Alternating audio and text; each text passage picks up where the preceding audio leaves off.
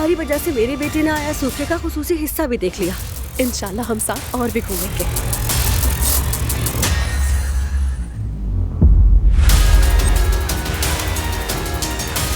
खुशामदीद असलाम। और बताएं अंकल की कोई खबर? एक वकील आ रहा है, एक जा रहा है। करने दो ना, जो भी कर सकते हैं वो। ये कंपनी तो उनके हवाले नहीं होगी। आप परेशान ना हो बाबा, जीत हमारी होगी।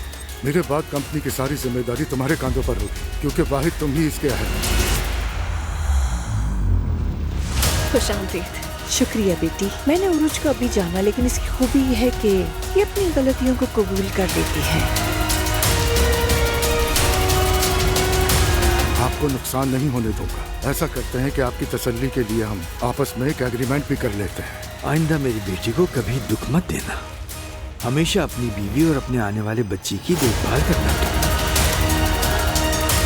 मुस्तफा, तुमसे बस एक रिक्वेस्ट है मेरी। बेटा तुम ये मीटिंग अटेंड ना करो।